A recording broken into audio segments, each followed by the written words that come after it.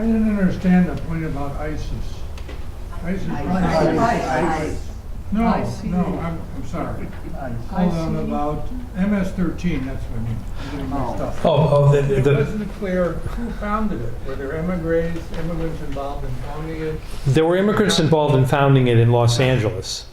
And they had become Americans. They were a product of our society, and they were there. It's not like they came in and founded it.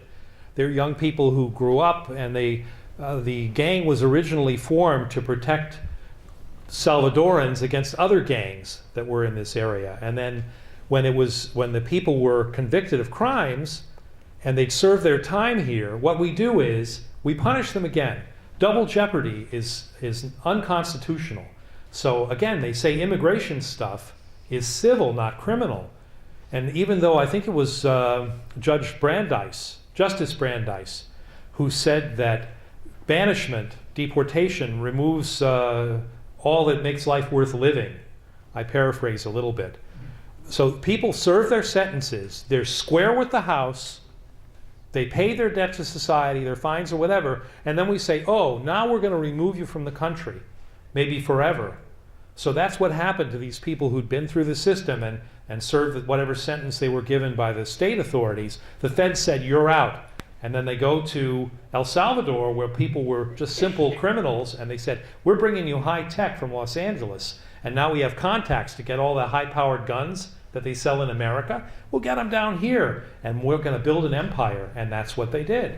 So we created the problem, and then when the people are fleeing the problem we created, we push them back, and we say, it's your problem, go back and complain to the police. And you complain to the police, and the police are as bad there as the drug people.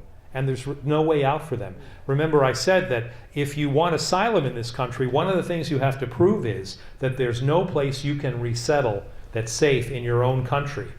And in a lot of these countries, there's nowhere to run and nowhere to hide.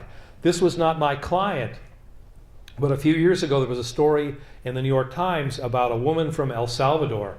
She was a professional social worker and owned a house. She was a single parent and had an 11-year-old daughter, and the local drug lord had his eye on the daughter.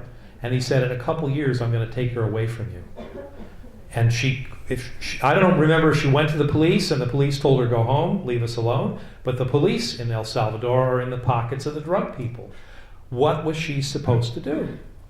How? Fix it. How? Do what?